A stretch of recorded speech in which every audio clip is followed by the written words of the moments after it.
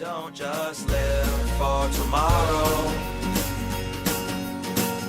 or just live in yesterday. Just be glad for all you have that's in today. And though you've come through many obstacles. Hey everyone, Connie here, and welcome to my blind reaction to One Piece, episode 1008. So, yeah, I'm excited to get to more of this. There's really not a lot to talk about in terms of pre-thoughts. A lot of shit's been going down. The continued fight against Kaido, Yamato just being a badass as much as he can, just completely winning me over at every turn as he fights for Momonosuke against the likes of Sasaki, blah.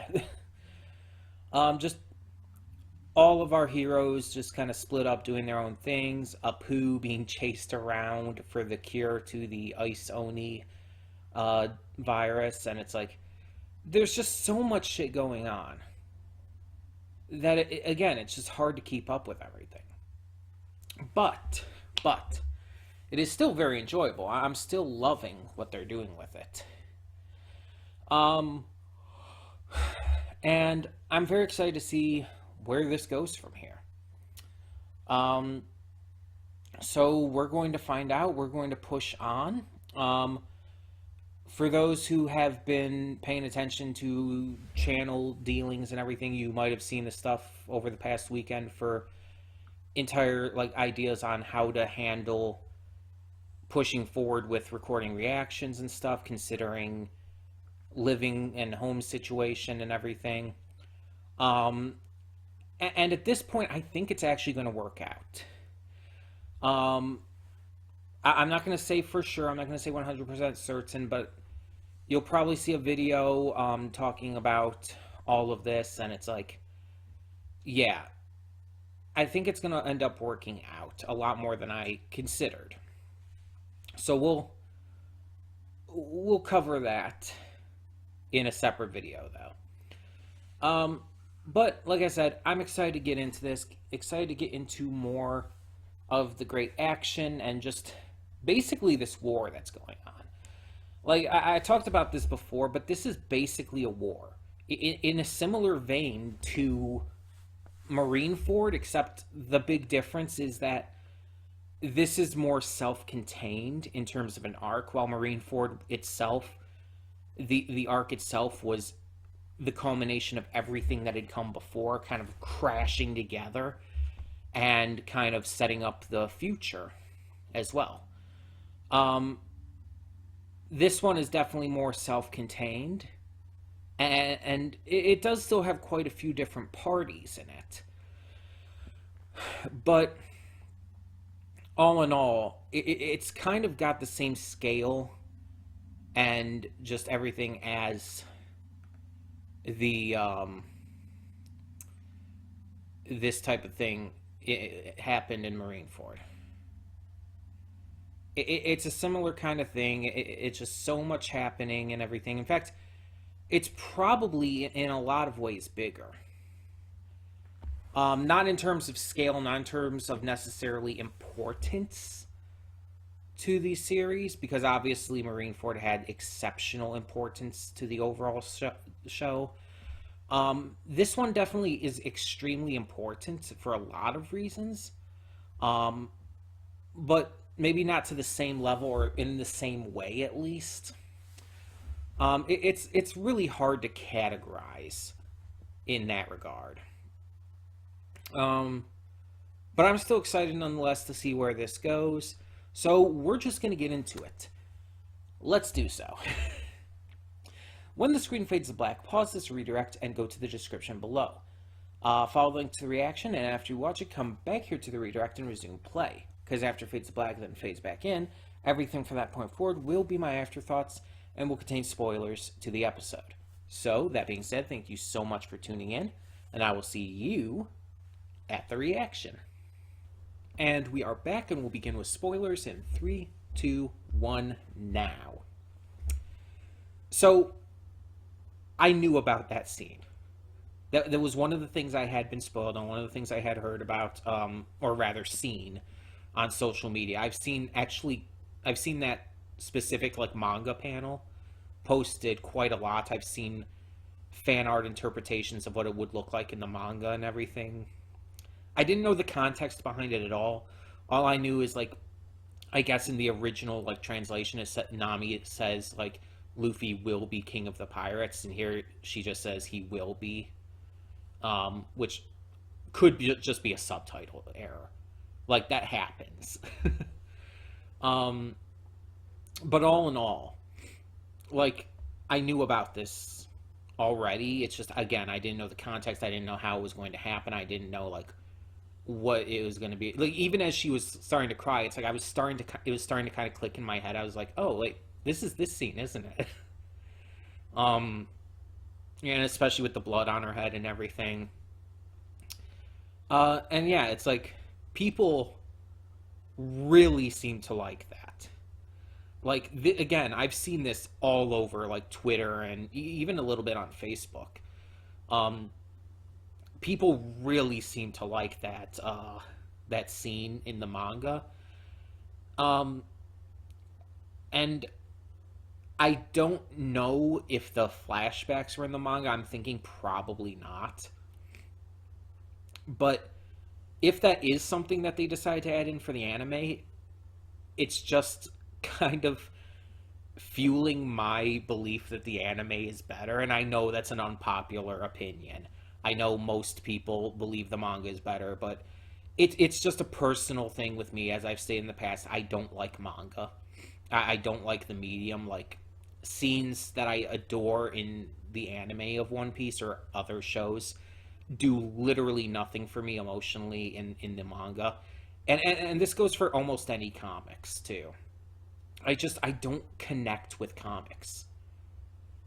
It's not even like the black and white of it or anything. That doesn't matter to me. It's more so like I need the voices, I need the sound design, I need the animation to be able to connect with these characters. Um, or or it just needs to be fully written, like just a novel. If it's a comic, it doesn't work for me. If it's just a novel and everything and it's just all text, I can imagine it in my mind how things move and how the characters sound and even in some cases what they would look like, etc. But if there's basically if it's a comic or a manga, if it's just it does not click with me and I don't know why. I can't fully explain it. I've never been able to, but that's just how it is for me. And yeah, I understand that the manga is closer to the artist's original vision. I get that. But if those flashbacks aren't in the manga, I'm sorry, but that just, it elevates the scene for me. Because that scene without those flashbacks would have been good, but the flashbacks are what make it so powerful. The flashbacks take it from just being good to being honestly phenomenal. Like, I talked about how great Nami was in Whole Cake Island, and I stand by that. Nami shined in Whole Cake Island.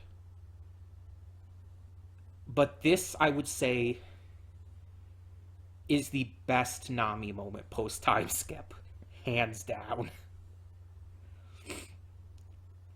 I'm not even exaggerating here. Post time skip, this is the best Nami moment. And it's because of how scared she is. Nami is so legitimately terrified here. Like, Nami's been scared before. But most of the time in this series, Nami and Usopp's even fear is used for more comedic effect. It's meant to be over the top and silly, and like with Nami specifically, it's just meant to show that she's not a fighter and she's kind of out of her league and everything. But it's done. The tone it's presented in is very comical and goofy. And here it's handled so seriously it's actually kind of frightening. I was saying, like, you shouldn't have, I was like making almost jokes during this, like, you shouldn't have given yourself away, or like you did this to yourself and everything. And it's like, I was doing that on purpose. Like, it's hard to tell with me sometimes compared to like maybe other reactors. Other reactors, like when they're telling a joke, sometimes you can very much tell. I don't know if it's easy for you guys to tell. For me, I've always found it hard to express that in the way I speak and everything, but that's what was going on there. I was joking around and trying to keep the moment light and everything, because honestly, even though I know Nami wasn't going to die or anything, same with Usopp, it was still a legitimately threatening and scary moment. Just honestly, the entire thing with Ulti and Nami, even though, again, Ulti is goofy and silly and ridiculous and kind of a goober, and yeah, there were some moments in their entire scenes in this played for laughs for sure, such as how Ulti was reacting to being eaten by the plant, and then how she reacted to page one saving her and everything. Like, yeah, that was obviously very comical. But when she's like headbutting Nami and everything, and you see the blood come out, and you see Nami's like pure visceral fear, it's like you just have this moment of like, holy shit. This is the most scared Nami has ever been. This is the most fearful for her life she has ever been. Even with everything that happened with Arlong, everything that happened with the fight against Kuma on Shabandi, everything she's gone through up to this point, this is the single scariest moment for her, because she is so far outclassed it isn't funny. And Ulti is so unhinged that she will kill Nami if it suits her. And Nami knows this. This fear you see in her is very real. Like, I was talking about during the reaction, it's like, she could be faking it. What if she's faking it? And it's like, I was kind of wondering, but at the same time, it's like, I felt like I was trying to hope that that was the case, because I didn't want to see her that fucking scared. But her remembering everything Luffy has done for her, and especially with Arlong Park, being her fuel to refuse to go back on her word, to refuse to denounce her captain, to stay loyal, and even despite her insane fear, to declare once again that he's going to be the king of the pirates. It's so powerful. And this is after she's already been headbutted, after Usopp's been headbutted multiple times to where his skull has fractured. She is, again, the most scared she's ever been. Outside of, flashback stuff for, like, when she was a kid, of course, when Belmare died. I'd say that was probably the most, that was probably the scariest moment in her life. For very obvious reasons. But, like, in terms of current day story and everything with the series, that's what I more mean. Despite all of that, despite Ulti grabbing her around the entire waist with a single hand, which I've talked about it before, there's certain ways that a character can be grabbed in animation that just freaks me the hell out. For example, there's an episode of My Little Pony where one of the characters is grabbed by the muzzle and has his, like, magic sucked out. And I don't know, the way he's grabbed by the muzzle just freaks me out. It's just so uncomfortable and scary. It's just like there's certain ways a character can be grabbed by a bad person that it's just like it instills fear in you. And when Ulti grabbed Nami like that, it's just like I just like froze up. I feel I was just like, oh shit, I don't like that. Um, it just I was not okay with it by any means, and I think that just shows again that just hammers in how frightening that scene was, how serious that scene was, and how again impactful Nami's declaration through it all was. I can see why people would love this scene. And for once, we actually have a title of an episode that is actually accurate to the main core of the episode. The vast majority of this episode was entirely on the Nami and Usopp versus Ulti and Page 1 storyline. We got a small bit with Chopper dealing with the virus and all still, and getting infected himself while Brook isn't affected by it. We had a small bit with Zoro and Diaz Drake chasing down Scratchman Apu. We had a small bit with the fight between Marco and Big Mom and Perospero. But those were only just like, okay, let's show a few things that we haven't shown for a while. Like that's it. That's all it was. Just to like catch you up on these things are still happening. Just so the entire episode isn't just literally one scene, basically. But the entire rest of the episode was Nami and Usopp versus Ulti and Page 1. And honestly, I think it deserved that attention. If this episode was cut up more than it was, if there was a lot more to this episode than there was, and the Nami stuff, the Nami and Usopp stuff was cut down a bit, that moment wouldn't have been as impactful. By having it be such a huge focus in the episode, it made us as viewers focus on it. It made us like care about what was happening more than ever. Because it wasn't just skipping around as much. And when it does do that, that's fine. It can still be good doing that, but I'm just saying. A big moment like this needed that attention given. And it worked as well as it did because of that. So, yeah, everything else that happened in this was just small stuff. It was great to see. But it was just small stuff. And then there was the ending. After her declaration upset Ulti even more, Ulti was about to attack Nami once again. And suddenly, out of fucking nowhere, Tama and Camacho come in and save the day. And again, my first thought was the instant we saw them, it's like, why are you here? Like, before anything else, that was the first thought that ran through my head. Because Tama is a precious being who needs to be protected.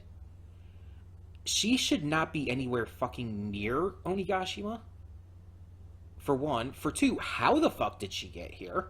I assume Camacho has something to do with that, but still. Did they sneak aboard a ship? 3, why?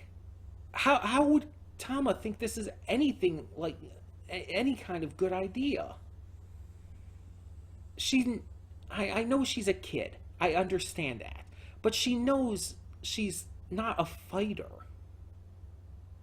Like, yeah, her devil fruit power works on people affected by smiles. We found that out with Speed.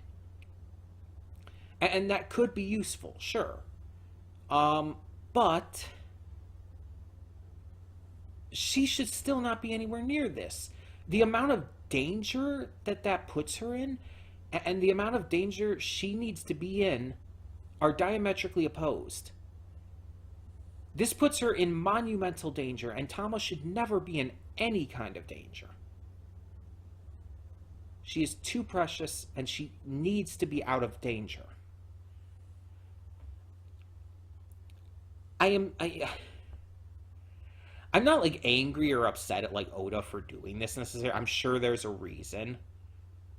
But I'm just like so freaked out right now because it's like with how emotional and heavy this episode was, and then you just bring in Tama, who again is like the most precious being, the character in this arc who I, outside of maybe Toko, who I want to see protected the most. And honestly, I think I would put Tama above Toko just because we know her more. It's just like, just seeing her there, practically unsupervised, because I wouldn't really count Kamachio in terms of supervising her. It's just so genuinely, like, upsetting to me that it's just like I'm scared. I'm just really worried because this series is not afraid to hurt kids. Like I doubt she would die or anything, but I don't want to see her even get hurt. We've already had to deal with seeing like Momo get hurt, and that's already upsetting enough. I do not want to see Tama get hurt. That would crush me. So it's like you have this big emotional episode that focuses so heavy on Nami, and then you just drop that on us at the very end. It's like, my God, it's like you're playing with my emotions here, Oda. And Toei and everyone else who worked on the anime adaptation, of course. But still, it's like you're fucking with my emotions here, because it's like I'm feeling almost triumphant, but also as scared as Nami is because of her declaration. Yet at the same time, it's like you just suddenly break that tension up and add a whole new level of tension. And it's just like, oh my God, stop. Don't do this.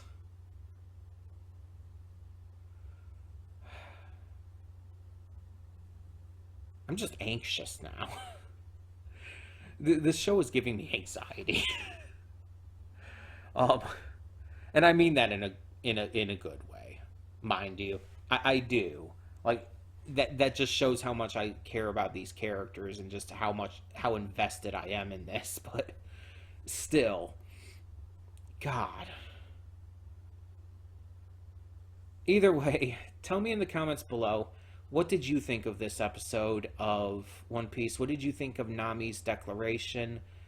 What do you think of Tama being here for some reason? If you know anything about where this goes, if you know any spoilers, no spoilers, please. No spoilers in the comments. But for now, thank you so much for tuning in. For now, I'm Connie, and I'm signing off. See y'all next time.